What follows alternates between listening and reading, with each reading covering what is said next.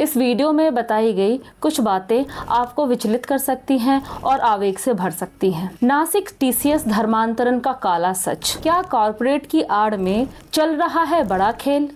एक दिग्गज corporate company, एक गुप्त एजेंडा और दहशत में डूबा शहर। क्या भारत की सबसे बड़ी टेक कंपनियों में से एक अब जबरन धर्मांतरण का अड्डा बनती जा रही है? नमस्कार, मैं हूं डॉक्टर नीता और global affairs with doctor Neeta पर आज हम कॉरपोरेट पीआर के पर्दे हटाकर उस सच को सामने लाएंगे जिसे दबाने की कोशिश की जा रही है। नासिक के टीसीएस धर्मांतरण केस की अनफिल्टर्ड हकीकत जो आपको हिलाकर रख देगी। यह सिर्फ एक खबर नहीं, एक चेतावनी है। चलिए विस्तार से जानते हैं। नासिक टीसीएस केस अप्रैल 2026 एक बहुत ही गंभीर मामला है जिसमें यौन उत्पीड़न और धार्मिक दबाव जैसे संगीन आरोप लगे हैं।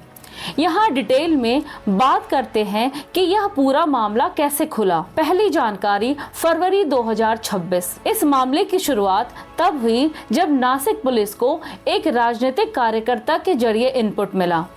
खबर थी नासिक के टीसीएस बीपीओ यूनिट में काम करने वाली एक हिंदू लड़की पर धर्म परिवर्तन और धार्मिक प्रथाओं के लिए दबाव डाला जा रहा है। जब पुलिस ने लड़की के घर वालों से बात की तो उन्हें पता चला कि उन्होंने अपनी बेटी को काम पर भेजना बंद कर दिया है क्योंकि उसका व्यवहार पूरी तरह बदल चुका था। पुलिस का under cover operation housekeeping. Nashik police ने सीधे छापा मारने के बजाय सबूत जुटाने का फैसला किया। इसके लिए एक 40 डेज का अंडर कवर ऑपरेशन चलाया गया। भेष व दलकर एंट्री। पुलिस के 4 कर्मचारी हाउसकीपिंग स्टाफ यानी कि सफाई कर्मचारी बनकर टीसीएस ऑफिस के अंदर घुसे। अंदर की सच्चाई, जहां कुछ सीनियर कर्मचारी अपनी पोजीशन का इस्तेमाल जूनियर लड़कियों को डराने और प्रभावित करने के लिए कर रहे थे। उन्होंने पाया कि लड़कियों के साथ होने वाला दुर्व्यवहार केवल काम तक ही सीमित नहीं था, बल्कि उनकी निजी और धार्मिक जीवन में भी दखल दिया जा रहा था। जबरन धार्मिक झुकाव यानी कि रिलीजियस प्रेशर। ऑपरेशन के दौरान पुलिस ने पाया कि कुछ टीम लीडर्स और साथियों द्वारा महिला कर्मचारियों पर धार्मिक टिप्पणियां की जा रही थी। लड़कियों को एक खास तरह की धार्मिक बातें मानने और उस पर चलने के लिए मानसिक रूप से प्रभावित किया जा रहा था। कुछ लड़कियों को रमजान के दौरान रोजा रखने या अन्य धार्मिक गतिविधियों में शामिल होने के लिए उकसाया गया या मजबूर किया गया। बातचीत के दौरान हिंदू लड़कियों से शादी करो जैसी टिप्पणियां भी रिकॉर्ड की गई जो धार्मिक सेंटिमेंट्स को ठेस पहुंचाने वाली थी। ब्लैकमेलिंग और डिजिटल सबूत यानी ब्लैकमेलिंग एंड चैट्स। पुलिस ने जब आरोपियों के फोन जब्त किए और डेटा रिकवर किया तो और भी भयानक सच्चाई सामने आई। Deleted chats. आरोपियों ने कई आपत्तिजनक चैट्स डिलीट कर दी थीं जिन्हें पुलिस ने रिकवर किया। इन चैट्स में हिंदू लड़कियों को फंसाने और उन्हें ब्लैकमेल करने की साजिश के सबूत मिले। निजी तस्वीरें। मुख्य आरोपी दानिश शेख पर आरोप है कि उसने पीड़ितों की निजी तस्वीरों का इस्तेमाल उन्हें डराने और चुप रखने के लिए किया। एचआर विभाग के मिलीभगत। अंडरकवर ऑपरेशन में सबसे चौंकाने वाली बात यह थी कि कंपनी का एचआर विभाग पीड़ितों की मदद करने के बजाय आरोपियों को बचा रहा था। पुलिस को पता चला कि जब लड़कियों ने शिकायत करने की कोशिश की तो एचआर हेड निदा खान ने कथित तौर पर उन शिकायतों को दबा दिया। पीड़ितों को डराया गया कि अगर उन्होंने आवाज उठाई तो उनकी नौकरी चली जाएगी या उनका कैरियर बर्बाद कर दिया जाएगा। Grooming pattern. जांच में यह भी सामने आया कि यह कोई अचानक हुई घटना नहीं थी, बल्कि 2022 से चल रहा एक पैटर्न था। आरोपियों का एक समूह न्यू ज्वाइन करने वाली लड़कियों, खासकर 18 से 25 साल की उम्र की लड़कियों को निशाना बनाता था। पहले उनसे दोस्ती करता था, फिर उनका धीरे धीरे यौन और धार्मिक शोषण शुरू होता था। एसआईटी की अब तक की कार्रवाई, पुलिस ने अब तक 7 से 8 लोगों को गिरफ्तार किया गया है। मुख्य आरोपी निदा खान अभी भी फरार बताई जा रही हैं, जिसकी तलाश एसआईटी कर रही है। पुलिस ने 40 से ज्यादा सीसीटीवी फुटेज और डिजिटल डेटा को सबूत के तौर पर कब्जे में लिया है। जांच और पीड़ितों के बयान के आधार पर यानी एफआईआर के आधार पर ऑफिस के अंदर का माहौल बहुत ही जहरीला और भेदभावपूर्ण बताया गया है। अंडरकवर ऑपरेशन और लड़कियों के बयानों में जो बात सामने आई है वो काफी गंभीर है। यहाँ बिना किसी फिल्टर्ड के बताया जा रहा है कि ऑफिस के अंदर दोनों धर्मों को लेकर किस तरह की बातें और दबाव बनाया जाता था। हिंदू धर्म के बारे में नकारात्मक बातें। पीड़ितों ने आरोप लगाया कि आरोपी उसके कुछ साथी हिंदू धर्म और संस्कृति को नीचा दिखाने की कोशिश करते थे। हिंदू देवी देवताओं और पूजा पद्धति को लेकर तंज कसे जाते थे। लड़कियों को कहा जाता था कि मूर्ति पूजा में कुछ नहीं रखा है और यह सब अंधविश्वास है। रीति रिवाजों पर रोक, ऑफिस में कलावा पहनना, माथे पर तिलक लगाना या फिर बिंदी लगाने जैसी कुछ चीजों पर टीम लीडर्स आपत्ति जताते थे। लड़कियों को ऐसा महसूस कराया जाता था कि अपनी धार्मिक पहचान जाहिर करना अनप्रोफेशनल है। पारिवारिक दूरी, लड़कियों को यह सिखाया जाता था कि उनके माता पिता की सोच पुरानी और पिछड़ी है। उन्हें अपनी आज़ादी के लिए परिवार और पुराने रीति रिवाजों को छोड़ देना चाहिए। मुस्लिम धर्म का महिमा मंडन यानी ग्लोरिफिकेशन ऑफ इस्लाम। इसके उलट दूसरे धर्म को लेकर एक सोची समझी सॉफ्ट ब्रांडिंग और दबाव का माहौल बनाया गया था। सुपेरियरिटी कॉम्प्लेक्स, आरोपी लड़कियों को यह समझाने की कोशिश करते थे कि इस्लाम सबसे आधुनिक और तार्किक धर्म है। उन्हें बताया जाता था कि निकाह करने के बाद उनकी जिंदगी बदल जाएगी और उन्हें समाज में ज्यादा इज्जत मिलेगी।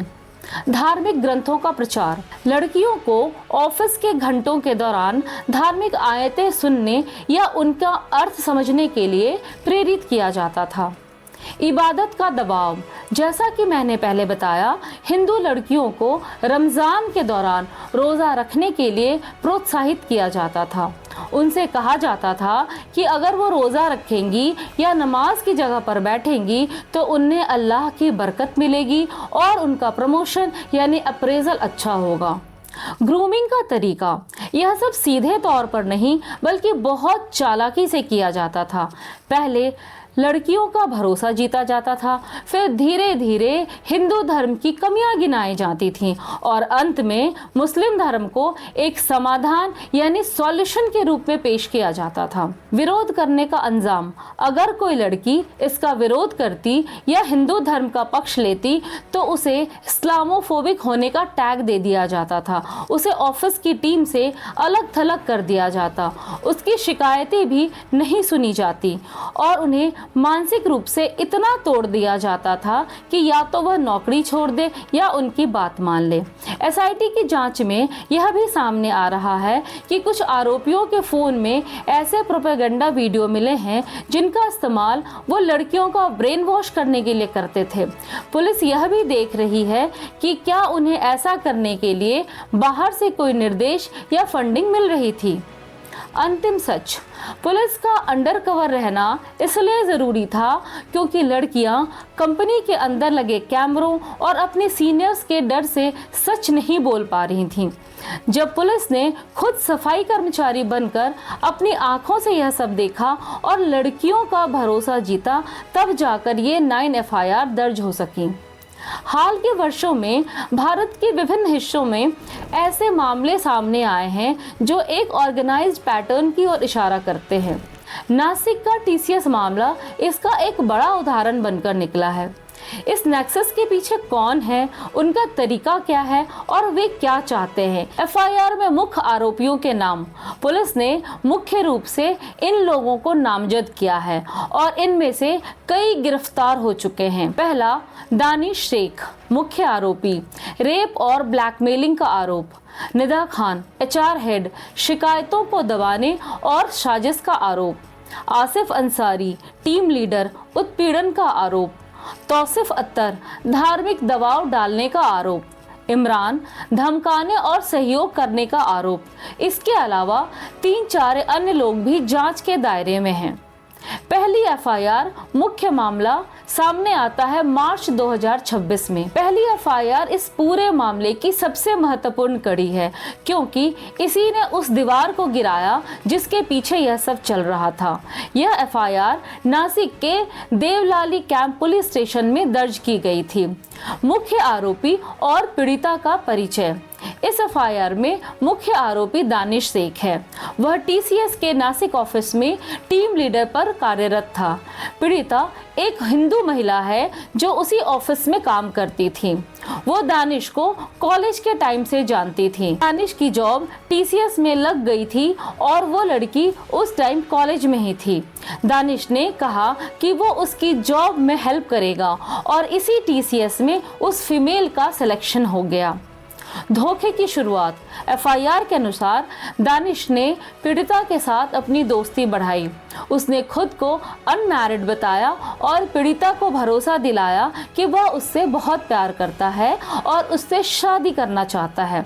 उसने अपनी पहचान और वैवाहिक स्थिति को लेकर पीड़िता को पूरी तरह अंधेरे में रखा। Sexual exploitation. शादी का झांसा देकर दानिश ने पीड़िता का शारीरिक शोषण किया।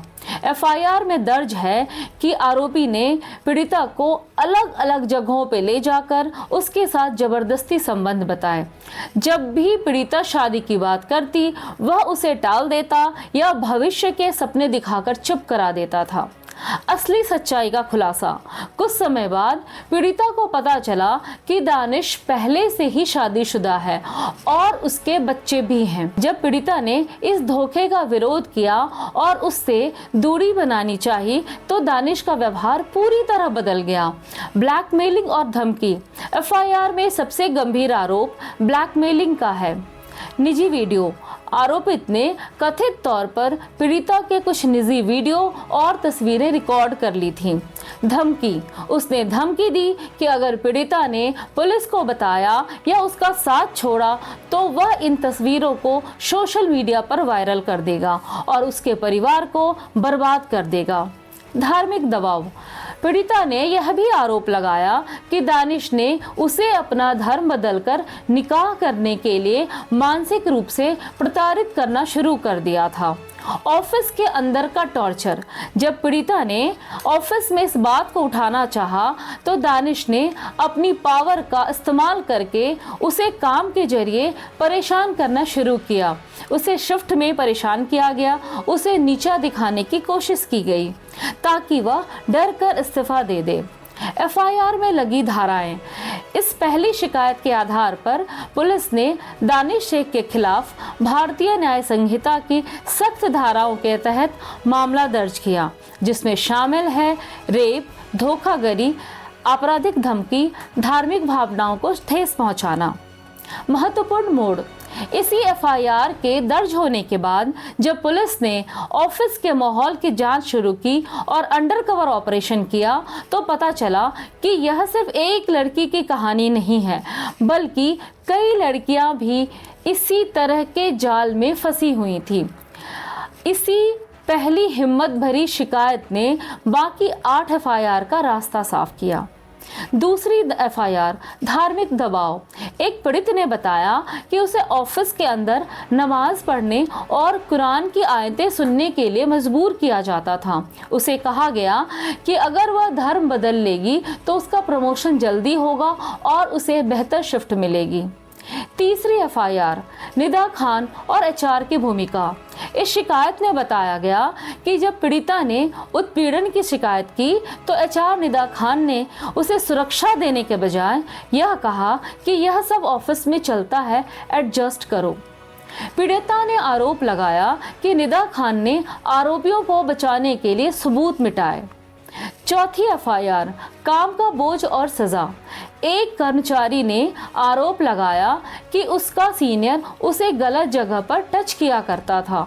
जब उसने उस सीनियर के गलत व्यवहार का विरोध किया तो उसे सजा के तौर पे 14 आवर्स काम करने पर मजबूर किया गया और उसकी छुट्टियों के पैसे काट लिए गए। 5वीं एफआईआर, मानसिक प्रताड़ना। पीड़िता का आरोप है कि उसे ग्रूमिंग का शिकार बनाया गया, उसे महंगे गिफ्ट्स दिए गए, फिर धीरे धीरे उसके परिवार से उसे दूर कर दिया गया ताकि वह पूरी तरह आरोपियों के प्रभाव में आ जाए। एक अन्य हिंदू पीड़िता ने दर्ज कराया कि अप्रैल 2026 के दौरान उसे ऑफिस में सबके सामने रोजा रखने के लिए मानसिक रूप से प्रताड़ित किया गया। उसे लंच ब्रेक के दौरान सबके साथ खाना खाने से रोका गया। 7वीं एफआईआर, लव जिहाद का आरोप।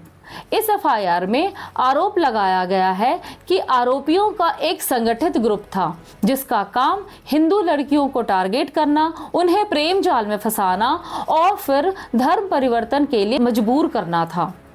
8वीं एफआईआर, साइबर बुलिंग। एक कर्मचारी ने शिकायत की कि विरोध करने पर उसके नाम से फर्जी सोशल मीडिया अकाउंट बनाए गए और उसकी गरिमा को ठेस पहुंचाने वाली सामग्री पोस्ट की गई ताकि वह डर कर नौकरी छोड़ दे या समझौता कर ले। 9वीं एफआईआर, धमकी और शारीरिक हमला। एफआईआर में बताई गई कुछ अनफिल्टर्ड बातें। इंटरनल कमेटी का फेल होना। लगभग हर एफआईआर में यह बात कॉमन है कि टीसीएस की आंतरिक पॉश यानी कि prevention of sexual harassment committee ने कोई सुनवाई नहीं की। Secret chats. एफआईआर में उल्लेख है कि आरोपी सोशल मीडिया और end to end encrypted apps का इस्तेमाल करते थे ताकि सबूत ना बचे। योजनाबद्ध काम। पुलिस का मानना है कि यह सब कुछ एक सोची समझी साजिश यानी रैकेट के तहत हो रहा था, ना कि यह कोई व्यक्तिगत झगड़ा था। यह मामला अभी कोर्ट में है और पुलिस की एसआईटी हर दिन नए सबूत जुटा रही है। आरोपियों पर भारतीय न्याय संहिता की धाराओं के तहत मामला दर्ज है। मौजूदा स्थिति। एसआईटी की जांच। एसआईटी यह पता लगा रही है क्या इसके पीछे कोई संगठित रैकेट या बाहरी फंडिंग थी। टीसीएस का एक्शन। कंपनी ने आरोपी कर्मचारियों को सस्पेंड कर दिया गया है और आंतरिक जांच शुरू की है। एनसीडब्ल्यू की एंट्री। राष्ट्रीय महिला आयोग की एक टीम नासिक जाकर इस मामले का ऑन द स्पॉट जांच करेगी। हमने यह देखा कि यह मामला तब खुला जब कॉर्पोरेट सुरक्षा यानी कि पॉश कमेटी पूरी तरह फेल हो गई और पुलिस को वेश बदलकर कंपनी के अंदर जाकर सच का पता लगाना पड़ा। पुलिस की जांच और अंडरकवर ऑपरेशन में जो पूरा सच सामने आया उसकी मुख्य बातें बताई गई हैं। ऑफिस के अंदर का माहौल। अंडरकवर अधिकारियों ने देखा कि ऑफिस में एक खास तरह की हायरार्की काम कर रही थी। इसका अनफिल्टर्ड और निष्पक्ष विश्लेषण आगे करते हैं। यह नेक्सस कैसे काम करता है। जांच एजेंसियों जैसे एनआईए और विभिन्न राज्यों की एसआईटी की रिपोर्ट के अनुसार यह कोई रैंडम घटना नहीं बल्कि एक ग्रूमिंग प्रोसेस है। सॉफ्ट टारगेट की पहचान। कॉलेज, कोचिंग सेंटर और अब corporate office like IT, BPO में ऐसी लड़कियों को चुना जाता है जो या तो अपने घर से दूर रह रही हैं या भावनात्मक रूप से कमजोर हैं। पहचान छुपाना। आरोपी अक्सर अपनी असली धार्मिक पहचान या वैवाहिक स्थिति छुपाकर दोस्ती करते हैं। Brain wash. धीरे धीरे लड़की के मन में उसके अपने धर्म और परिवार के प्रति अविश्वास पैदा किया जाता है और दूसरे धर्म को प्रोग्रेसिव या बेहतर बनाया जाता है। इसके पीछे कौन लोग या संगठन हैं। सुरक्षा एजेंसियों की जांच में कुछ विशिष्ट प्रकार के एलिमेंट्स सामने आए हैं। कट्टरपंथी संगठन। कुछ प्रतिबंधित या निगरानी में रखे गए संगठनों जैसे पीएफआई के पूर्व सदस्य या अन्य कट्टरपंथी समूह का नाम जांच में आता रहा है। इनका काम युवाओं को कट्टरपंथी बनाना और उन्हें इस काम के लिए ट्रेनिंग देना है। Sleeper cells, local hub. शहरों में छोटे छोटे ग्रुप होते हैं जो सोशल मीडिया और मैसेजिंग ऐप्स का इस्तेमाल कर एक दूसरे से जुड़े रहते हैं। फंडिंग फंडिंग का स्रोत। कुछ मामलों में संदेह जताया गया है कि धार्मिक परिवर्तन के टारगेट पूरे करने के लिए खाड़ी देशों या सीमा पार से गुप्त रूप से फंडिंग आती है। यह पैसा कानूनी लड़ाई लड़ने, लड़कियों को महंगे गिफ्ट देने या फिर आरोपियों को भागने में मदद करने के लिए इस्तेमाल होता है। वे क्या चाहते हैं? इस संगठित प्रयास के पीछे कई गहरे उद्देश्य बताए जाते हैं। डेमोग्राफिक चेंज, बड़े पैमाने पे धर्म परिवर्तन के जरिए एक विशेष क्षेत्र की जनसंख्या के अनुपात को बदलना। वोट बैंक और वर्चस्व, राजनीतिक और सामाजिक स्तर पर अपने समुदाय का प्रभाव बढ़ाना।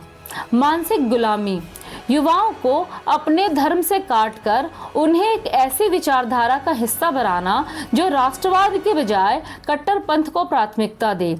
कॉर्पोरेट ऑफिस अब नया अखाड़ा क्यों? टीसीएस नासिक केस ने यह साबित किया है कि अब यह नेक्सस गलियों से निकलकर हाई प्रोफाइल ऑफिसों तक पहुंच गया है। वहां लड़कियां आर्थिक रूप से स्वतंत्र होती हैं, जिससे उन पर नियंत्रण करना आसान होता है। ऑफिस के काम और प्रमोशन का लालच देकर उन पर दबाव बनाया जा सकता है। कॉर्पोरेट की न्यूट्रलिटी की आड़ में कट्टरपंथी अपनी गतिविधियों को आसानी से छुपा लेते हैं।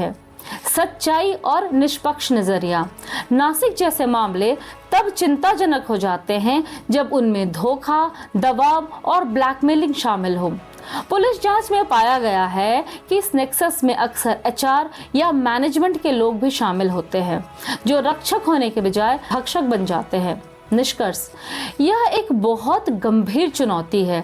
यह केवल धर्म का मामला नहीं, बल्कि मानवाधिकार उल्लंघन और संगठित अपराध का मामला है।